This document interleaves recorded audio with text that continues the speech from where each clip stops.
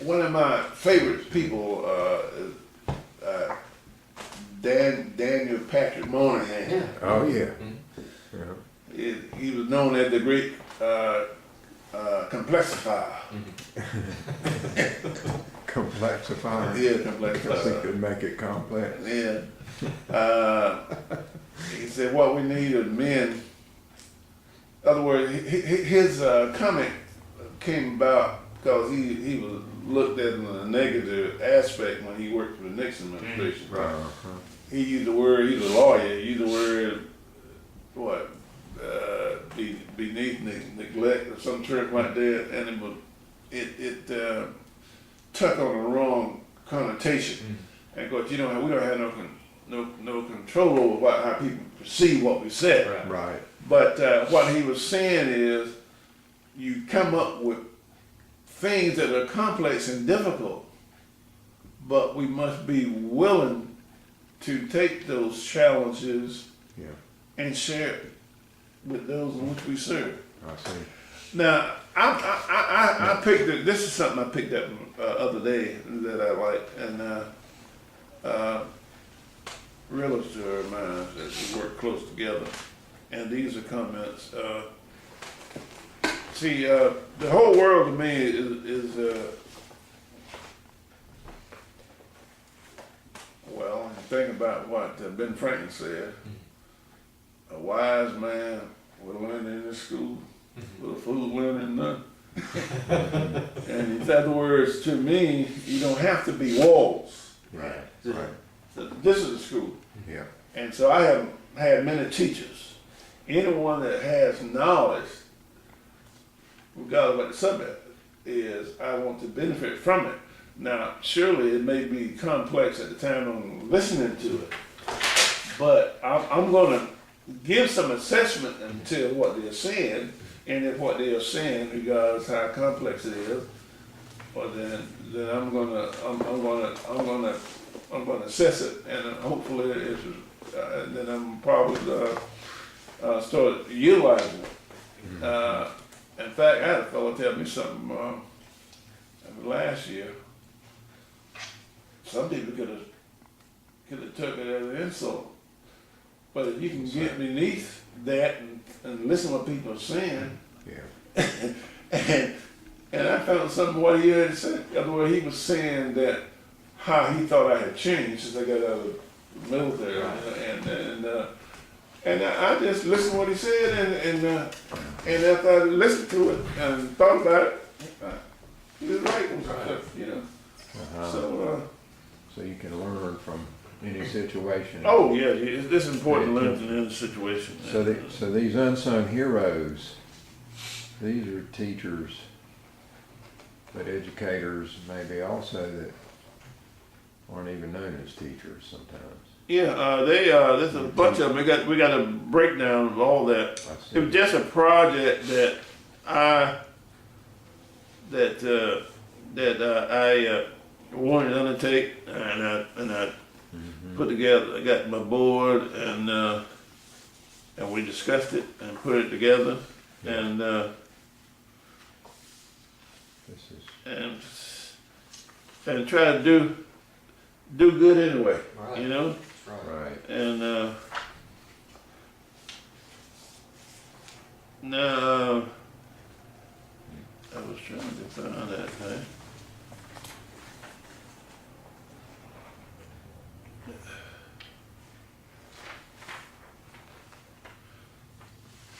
Did you write this synopsis of the history What was the history of it?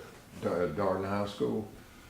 I put the information there, but it was edited by Mrs. Hagan, Hattie Hagan, Okay. Addie Hagan. Mm-hmm. Yeah, she again, building bridges. I put together a team that I can get something done with. Right. You can be a nice person, Yeah. but if you can't work together, then obviously there's no reflection on them. We have to just, it's so like people like ingredients. There's no reflection on those, but certain ingredients work better in food stuff than others, Right. Right. That's right. Together. That's right. For instance, I have a function in my house. I'm gonna look at putting together people who I feel can interact together. No reflection on nobody else, but I need to look at the personality of who I'm inviting. See? Yeah. And that's just the way I am. I think the reason I'm that way is because I worked working with the Foreign Service when I was in Vietnam. You had to be able to know, you had to be able to mix and learn to hold your tongue. Right. Right. I heard a guy say something negative one night. In fact, it was, he didn't mean no harm. He said something to me that was, I don't want to sit on camera what he said, but it didn't bother me. But then again, he turned right around and said a similar comments to another person. Said one thing to me, and the other guy, white, said the same thing. So you just can't just jump off because Can't take it personal because you can't take it sounds like personal. he's the one that had the problem Yeah. and not you. It's hard to see that when somebody's calling you a name. Yeah. Well, yeah, that's But it's true. true. But see, you can't. Now, I'm still growing. Now, when I first came back here, teaching at Wayne Community College, I did some behind the scene work for the Secretary of, wasn't paid nothing like that, for correction, Aaron Johnson. He was Secretary of Department of Correction, because he's a preacher. He never did that kind of work before. So I'm working at Wayne and had all my information and so forth, and setting up the program over there, and so I would meet with him in his office and we go over some things like that. But one day when I was in there, and one of the Martin appointees, I was just, in fact, it was over the division of prison. That's one of the divisions in the Department of Correction. I was just shocked. He caught me off guard that he didn't have the knowledge, and some of his approach to things just kind of caught me off balance. Yeah. But what I learned, and because Aaron saw that it was getting to me, so he calmed it down by just dropping on something else. Right. But what I learned from that is I shouldn't have let myself get to that point. See, in other words, I was wrong. Right. Because if something is not like it's supposed to be, that don't give me the right to attack it. You know, especially when you deal with politically speaking, you know. Right. So let's learn how to deal with people. Just let it go, you know. Right. Yeah, just let it go. Take another tactic. Yeah, that's right. That's right. Don't confront. Yeah, that's right. Yeah. That's right. Diffuse. Mhm. That's. I bet you did learn some of that when you were in foreign service. Yeah, I did. I bet You did. That was a valuable skill. Yeah, that's a valuable skill. That's right. Yeah. So you apply that in politics. I tried in politics and so forth, I see. and military, all that is very important. You can learn from your. You got to learn from your mistakes. You're gonna make some, Oh, yeah. Oh yeah. but it's okay to make them. But you got to make sure you don't make them again. Right. And by you being in the military, you know that you can make one mistake in the military. If you make it, they're gonna look at you funny. But if you make it again, you gone. Huh. You gone.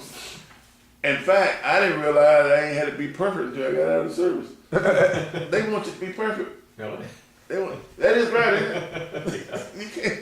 They want you to be perfect. Well, you got to look at their perspective. If you deal in a combat situation, Life and death.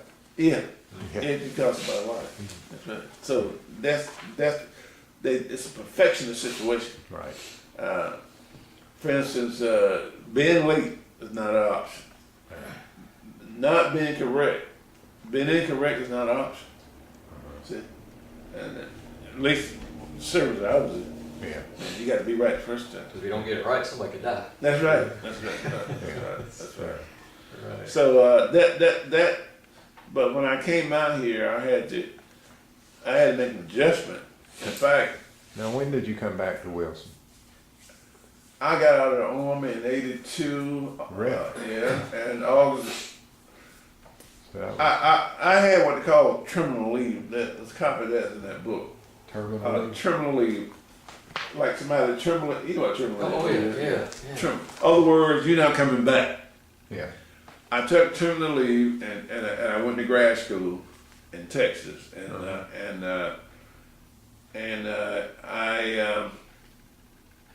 I graduated with my master's and I know it was. I graduated on May the 14th and I retired from service on August 1st. Okay. I think that's what it was. Yeah.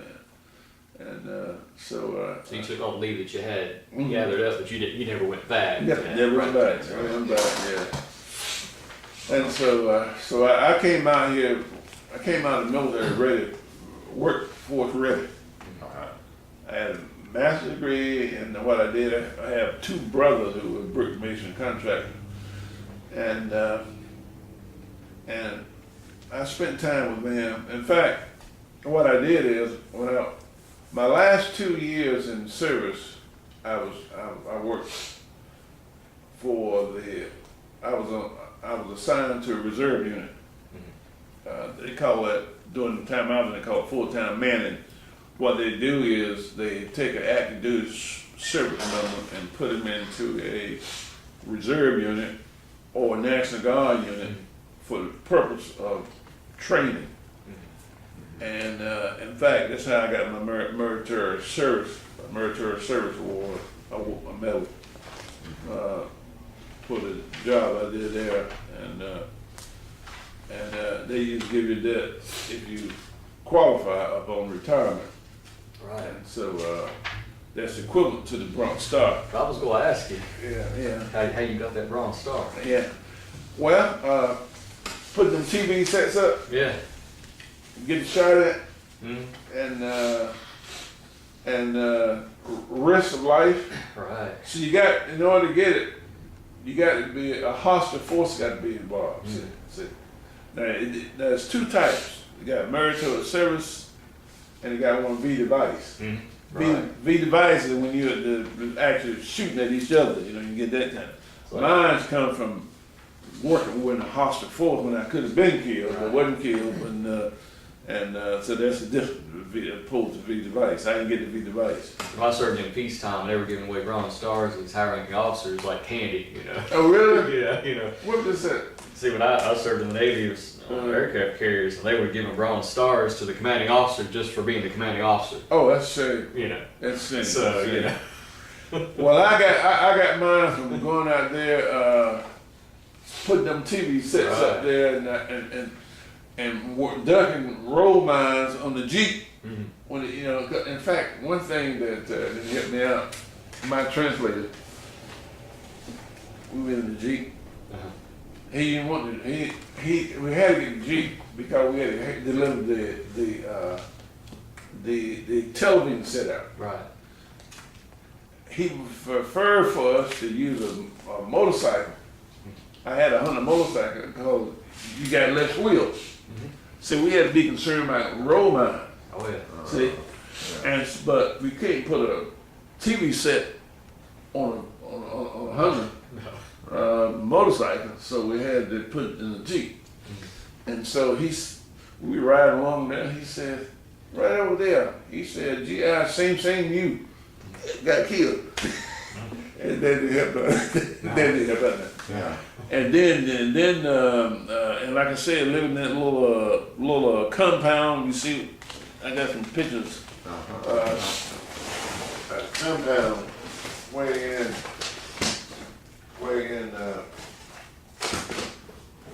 Here? Old men out there guarding the place, and you don't know when you're not gonna wake up. Right. Yeah, so that's how you got that. Right here, is this it? Yes, Lord. Yeah, that's my boss right there. He's a foreign service officer. Yeah, You want to see this map? yeah, That's some good pictures. yeah.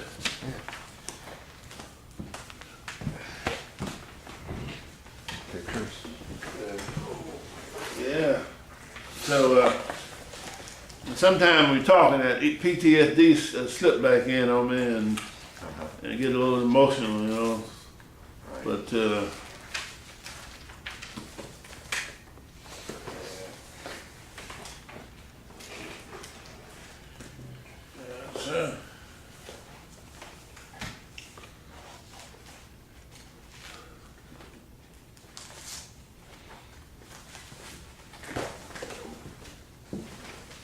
Now, who are these guys?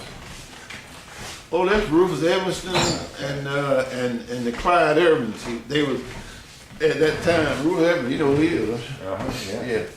I had taken over the program. I had taken over the program at yeah, that's me right there. I hadn't been out of service but about a year. Yeah.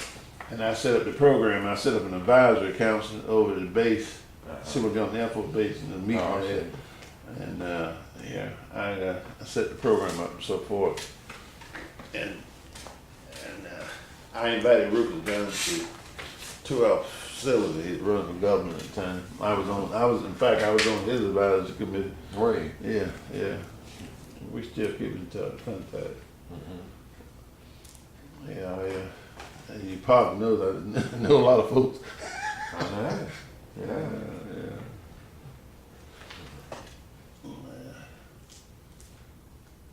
Yeah, I'm the one that, in fact, I rewrote the whole curriculum over there Well, over where? at Wayne Community College. Wayne. In fact, I was on one of the 11 people that rewrote the curriculum for the whole Department of Community College in the area of criminal justice. Yeah. That's something outside of training. But, but getting back to, I was, see, in Vietnam, it's the same thing you see everywhere else. They have everything that you got in a country. The U.S. government gonna put a similar agency right there. Right. Yeah. Militarily and civilian. They're gonna have a counterpart. Now, as a group they call the Saigon Civil Assistance Group.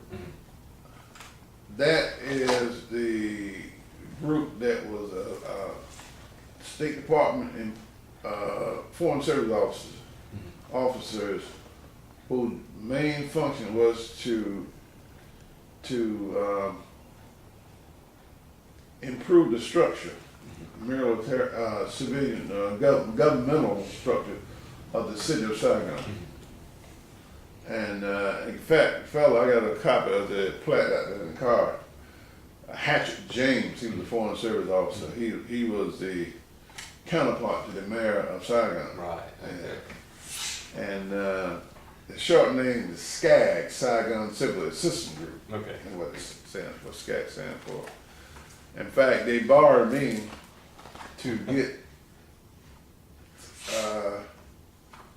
they needed enough concertina wire to go around Vietnam, the city of Saigon, because they know the terror defense was coming, they were coming that way. And so when the Foreign Service officer talked to my boss, who lives in right outside Southern Pines, named E.J. Vaughn. He's a retired full colonel, but at the time he was the chief of New Life Development. New Life Development, part of the classification program, Right. is New Life Development, bring about change within that part of Vietnam. I was his administrative assistant, and he wore civilian clothes, and I wore civilian clothes, and I worked for him, and